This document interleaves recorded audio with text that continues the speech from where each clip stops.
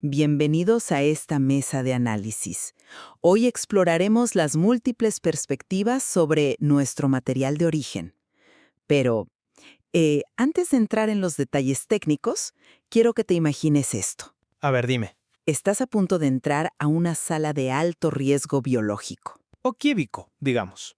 Llevas puesto el equipo de protección más avanzado del mundo.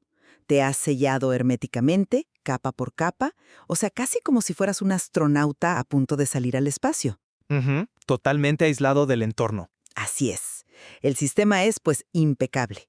Pero de repente, sientes una picazón intensa en la nariz. Uy, Sí, y en ese microsegundo, toda la ingeniería biomédica moderna que llevas encima colapsa ante un simple y primitivo reflejo humano. wow. Es una imagen poderosa. Y la verdad te confieso que a mí me genera cierta ansiedad solo de imaginarlo. ¿Verdad que sí? Sí, totalmente, porque ilustra perfectamente la fragilidad de nuestros sistemas de seguridad. Esa tensión es, pues, exactamente la que nos convoca hoy para analizar el material sobre los protocolos de los elementos de protección personal, los famosos EPP. Exacto. Y fíjate que nuestro material detalla muy rigurosamente cómo deben usarse estos elementos, desde los overoles Tyvek y las máscaras de multifiltros hasta los guantes de nitrilo, todo para funcionar como una barrera impenetrable. Ajá.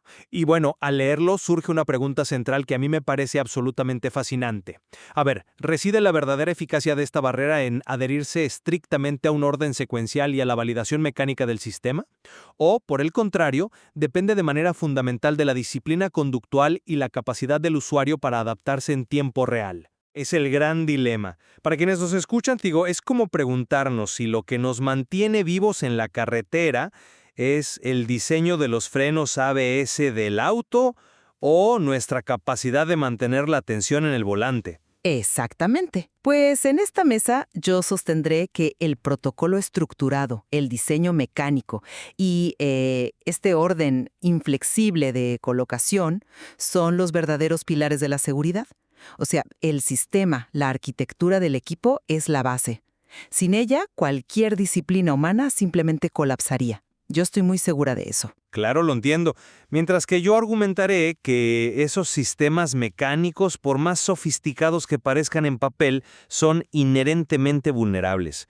Yo estoy convencido de que la eficacia real, como nos advierte el propio texto en sus detalles más sutiles, radica en la gestión de nuestra conducta, en la conciencia situacional constante y el control micromotor del individuo. Especialmente en los momentos de mayor fatiga, supongo. Sí, totalmente. Ahí es donde todo se pone a prueba. Bueno, entiendo por qué piensas eso, pero permíteme ofrecerte una perspectiva distinta. Yo creo que la seguridad real, especialmente en entornos de alto riesgo, no puede ni debe depender de la voluntad o la concentración humana, ¿Por qué no? porque sabemos que es falible. Debe ser diseñada e impuesta estructuralmente. Fíjate en cómo el material aborda la supremacía del orden. Culmina con una regla que, la verdad, no deja espacio a la interpretación. Dice, y cito, el orden importa. Sí, es una frase muy contundente. No es una sugerencia, nos presenta una secuencia específica. Primero el traje Tyvek, luego el tapabocas o la máscara, después las gafas, luego subimos la capucha del traje. Y finalmente los guantes. Una secuencia muy específica, sin duda. Y no es accidental, a eso voy. Es la construcción de una bóveda, bloque por bloque. Pero quiero ir al detalle empírico que sustenta mi punto. Hablemos de los guantes de nitrilo. A ver, En situaciones que el material clasifica como de alto riesgo, el protocolo no te dice simplemente ten cuidado con tus manos. Te da una directriz estructural.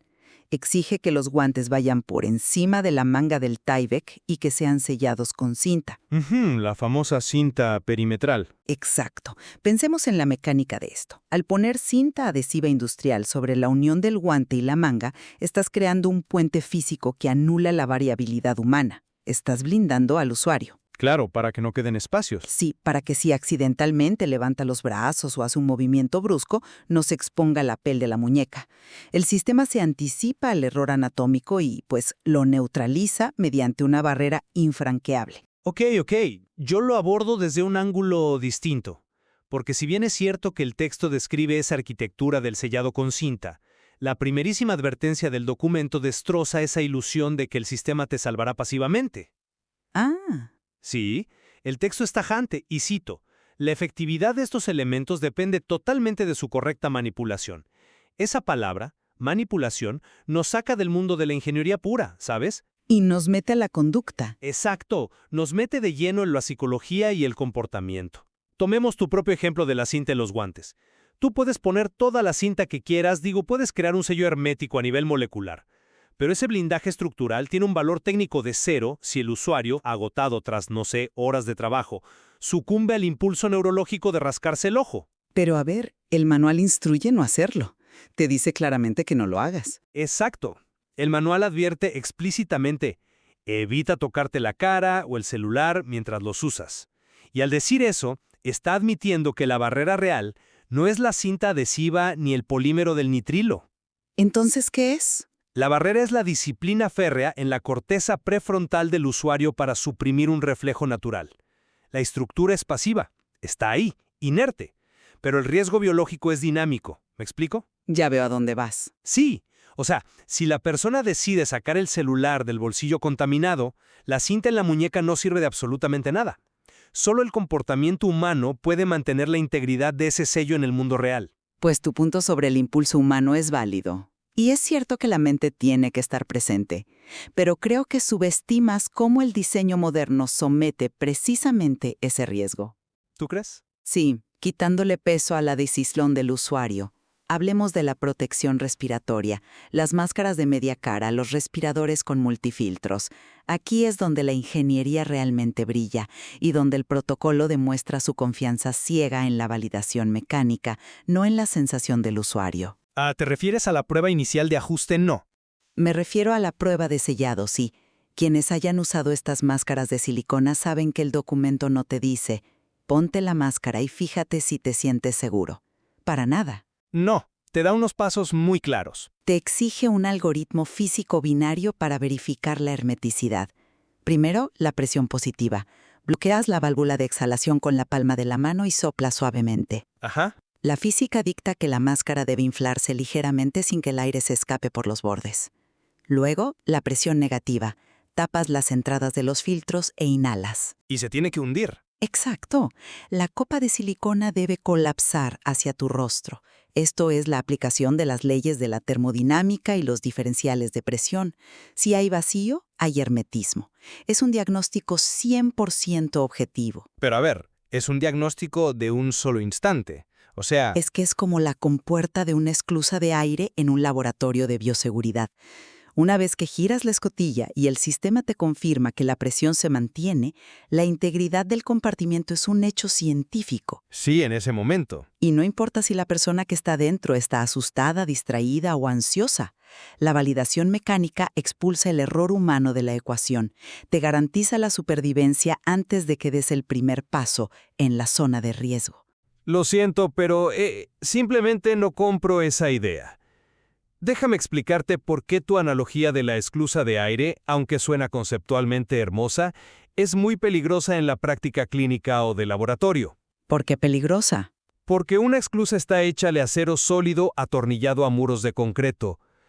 Pero esta máscara de silicón está adherida a un rostro humano, vivo y en constante cambio. Un rostro que suda, que gesticula al hablar, que acumula sebo en la piel a medida que pasan las horas. Claro, pero el sello está diseñado para soportarlo. Tu prueba de presión es estática, valida el sistema en el segundo 1, pero el entorno de riesgo es una experiencia dinámica y francamente agotadora. A ver, pero el sello de silicona está diseñado para flexionarse con esos movimientos faciales. Hasta cierto punto sí, pero fíjate que el propio material de origen reconoce explícitamente la fragilidad temporal de este sistema mecánico. Si la ingeniería fuera tan infalible como dices, los filtros tendrían un temporizador, o una luz LED que se enciende cuando dejan de funcionar. Ojalá. Sería mucho más fácil. Exacto, pero mira las instrucciones de desecho. El manual dicta que los filtros deben cambiarse según el tiempo de saturación, o si se dificulta la respiración. Fíjate bien en el peso de esa última frase, si se dificulta la respiración. Ujú. Esa es una variable fisiológica de una subjetividad tremenda. Pero ¿no dirías que esa dificultad es una respuesta directa y mecánica de la obstrucción física del filtro? O sea, ¿es causa y efecto puro? Es causa y efecto a nivel del filtro, sí, te lo concedo. Pero la detección de esa falla depende enteramente del monitoreo interno del individuo, de su interocepción. O sea, el sistema prácticamente te abandona ahí, no, y delega la responsabilidad más crítica a tu juicio sensorial. Saber cuándo estás a punto de quedar desprotegido. Exacto. Piensa en el usuario. ¿Qué significa exactamente dificultad? Imagínate un técnico novato envuelto en un traje Tyvek que eleva su temperatura corporal a 38 grados. Se va a asustar. Puedes sentir claustrofobia y taquicardia, interpretando la ansiedad como una falla del filtro a los 15 minutos de entrar. Por el contrario, un profesional sobreconfiado podría ignorar la resistencia al flujo de aire hasta que el filtro esté catastróficamente saturado. Y el sistema estructural colapsa en silencio. Lo que determina si la barrera sigue ahí. El vacío perfecto que lograste en el minuto 1 no te salva si no tienes la madurez conductual para interpretar tus propios pulmones en el minuto 60. ¡Guau! Esa es una interpretación muy hábil de la fisiología humana frente al equipo. Lo reconozco. El diseño mecánico no te puede inyectar oxígeno si el filtro falla. Pero el aire que exhalamos y que genera esa resistencia nos lleva, por pura causalidad, a otra vulnerabilidad donde el entorno físico ataca activamente el equipo. ¿Te refieres a las gafas? Sí. Quiero mostrarte cómo el protocolo, una vez más, apuesta por la arquitectura para resolverlo. Pasemos a la protección visual, las monogafas de sello. El gran problema del empañamiento, claro. Exactamente, la condensación. Cuando estás trabajando duro, exhalas aire caliente y húmedo. Ese aire escapa por la parte superior del tapabocas y choca contra el policarbonato frío de las gafas. Y te ciega. Es muy común. ¿Y qué hace el manual aquí? Ojo a esto. No te sugiere una técnica conductual como intenta respirar más despacio o parpadea más para limpiar el lente. Te da una solución puramente espacial y posicional. La superposición. Dicta que el sello inferior de silicona de las gafas debe quedar sobre el tapabocas. Al sobreponer los elementos mecánicamente, creas una barrera física que bloquea la corriente de aire ascendente. Es el sistema protegiendo al sistema. La estructura del equipo compensa las leyes de la termodinámica sin pedirle al usuario que cambie su comportamiento en absoluto. Bueno, es una teoría de superposición brillante en papel, pero fíjate en lo que hace el texto inmediatamente en el párrafo siguiente. Admite la derrota del diseño. ¿Cómo que la admite? A pesar de esa ingeniosa arquitectura de poner las gafas sobre el tapabocas, el manual incluye una orden directa de emergencia. Dice, si se empañan, sal del área de riesgo antes de retirarlas para limpiar. Esto es la admisión tácita de que el diseño estructural inevitablemente va a fallar. Las leyes de la termodinámica van a ganar. A veces sí. Y cuando esa estructura colapsa y el lente se vuelve blanco por completo, ¿cuál es tu red de seguridad? Fue salir del área. Exactamente. Una acción conductual drástica. Ya no hay un diseño de respaldo. La única barrera que le queda al individuo contra la exposición no es el plástico, es su capacidad psicológica para suprimir el pánico al quedarse ciego en una zona contaminada. Mantener la calma. Mantener la calma, no llevarse las manos a los ojos bajo ninguna circunstancia y ejecutar una evacuación física. El diseño te abandona en el momento de mayor crisis y es tu comportamiento disciplinado el que tiene que tomar el mando y rescatarte. Ok, es cierto que la evacuación es una acción humana y la verdad requiere nervios de acero. Pero fíjate que incluso esa retirada es parte de un marco de reglas. Y hablando de evacuar, eso nos lleva de manera natural al momento de mayor peligro estadístico en el uso de EPP. El retiro del equipo. El retiro. La fase de desecho, cuando ya saliste del área y estás cubierto de lo que sea que estabas evadiendo adentro. El momento de la verdad, como dicen. Así es. Y aquí es donde mi posición sobre la estructura encuentra su validación definitiva en el documento. Si el factor humano fuera verdaderamente el rey, si la destreza fuera suficiente, el manual simplemente confiaría en que el usuario se quite la ropa sucia con cuidado. Y ya. Claro, a su manera. Pero no hace eso. Impone una secuencia de desmontaje rígida, estricta y matemática. Primero los guantes, luego las gafas, luego el traje Tyvek enrollado hacia afuera, después la máscara y finalmente el lavado de manos. Esta secuencia lógica no es para nada arbitraria. Tiene un propósito, claro. Al obligarte a quitar primero los elementos periféricos más contaminados y dejar para el final la protección de las vías respiratorias, el sistema crea un embudo de seguridad. Es un punto interesante, aunque yo lo formularía de otra manera. Esta secuencia actúa como un exoesqueleto cognitivo. Un exoesqueleto cognitivo. Qué buen término. Sí, te toma de la mano. Incluso si el usuario está mentalmente agotado o aterrado tras una evacuación por empañamiento, simplemente tiene que seguir la lista. El orden del sistema previene la contaminación cruzada, no la agilidad mental del usuario. Es un argumento muy convincente, lo admito. Pero, ¿has considerado lo que realmente implica ejecutar esa secuencia en la física del mundo real? ¿A qué te refieres? Porque leer la lista en un papel, guantes, gafas, traje, es facilísimo. Es súper cómodo. Pero ejecutarla es un ejercicio de precisión micromotora extrema. El sistema te dice el qué, pero tu vida depende del cómo. Y ese cómo es aterradoramente humano. A ver, explícate. Detengámonos en los guantes, que es el primer paso. El manual no te dice tíralos a la basura y ya. Te exige aplicar la técnica pico de pato. ¿Ah, sí? Pellizcar la parte exterior cerca de la muñeca. Así es. Tienes que pellizcar el exterior contaminado del primer guante y tirar de él, para que se invierta, dejando todo el patógeno atrapado en el interior. Ok, ahora tienes una mano limpia y libre. Ajá. Y luego viene la maniobra que requiere la precisión de un cirujano. Debes deslizar exactamente 2 dedos de tu mano limpia por dentro del puño del segundo guante que está contaminado por fuera. Tienes que empujar contra la tensión del nitrilo sin que la yema de tus dedos roce ni una fracción de milímetro de la superficie exterior. Es complicado, ¿sí? Si la tensión del guante hace que resbale y el material chasquea, puedes aerosolizar partículas directamente a tu cara. Eso no es un exoesqueleto cognitivo que te facilita la vida. Es gimnasia neurológica. Requiere cuidado, sin duda. Mucho cuidado. Lo etiqueta textualmente como la parte más crítica. Ujú. ¿Por qué? Porque tienes que enrollar el traje de arriba hacia abajo, de los hombros a los tobillos, asegurándote de que la parte exterior contaminada quede atrapada hacia adentro.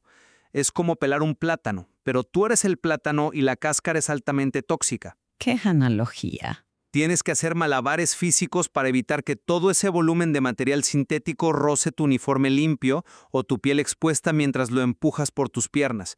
¿Te imaginas el nivel de propiocepción? De conciencia corporal profunda que exige enrollar un overol completo sobre ti mismo sin rozarte? Ninguna lista secuencial impresa en la pared te salva si tus manos tiemblan, si pierdes el equilibrio o si tu mente divaga por un segundo. La ejecución lo es absolutamente todo. Tienes toda la razón en que la biomecánica del retiro es un desafío colosal. Deslizar esos 2 dedos bajo el guante sin tocar el exterior requiere una atención plena absoluta. Yo no voy a negar que la destreza humana es ineludible en ese momento crítico. Es fundamental. Pero, y aquí es donde debo sintetizar mi postura basándome en todo el flujo de nuestra discusión. Incluso esa técnica refinada requiere un mapa para existir. A mí no me convence esa línea de razonamiento, porque si eliminamos el diseño estructural del sistema, A ver. si quitamos la secuencia prescrita, si obviamos las pruebas de presión, la superposición de las gafas y el uso de cinta adhesiva, toda esa brillante disciplina conductual de la que hablas operaría en un vacío caótico. ¿Un vacío? Sí, un vacío.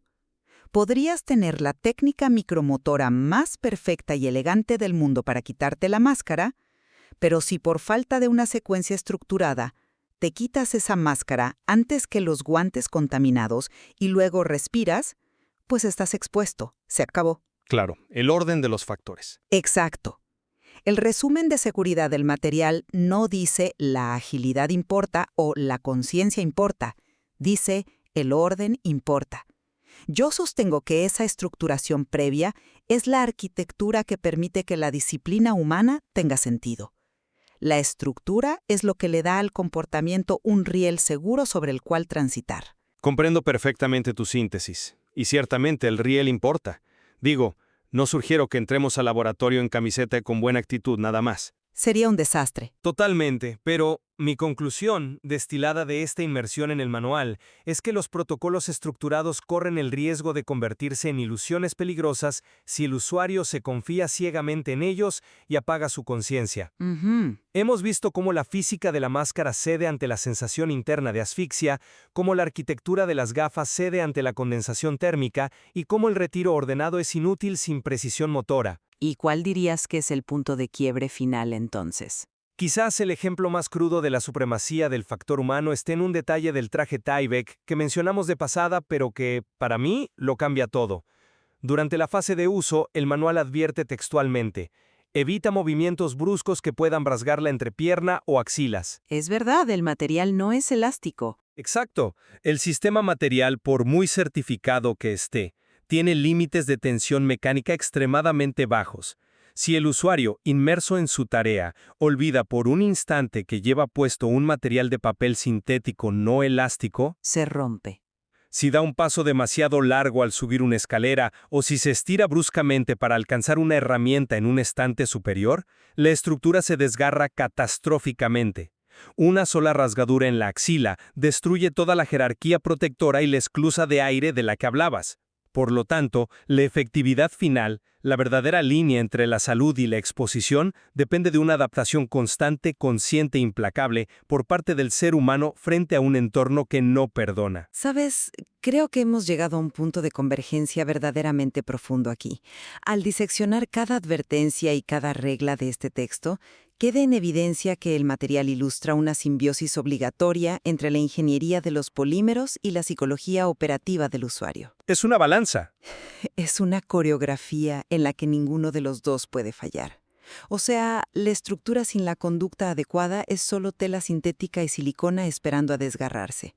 Y la conducta sin una estructura rigurosa es un esfuerzo admirable, pero inútil contra amenazas microscópicas que ni siquiera podemos ver. Absolutamente de acuerdo. Y creo que este documento de protocolos EPP, aunque pueda parecer muy árido o puramente técnico en la superficie, en realidad nos invita a una exploración mucho más profunda. Nos hace reflexionar sobre cómo los seres humanos interactuamos con las reglas de seguridad en cualquier ámbito de la vida real, especialmente bajo extrema presión, fatiga y con consecuencias tan tangibles. Les dejamos esta reflexión a ustedes para que formen su propia conclusión sobre dónde reside realmente el escudo que nos protege. Gracias por acompañarnos en esta mesa de análisis. Hasta la próxima.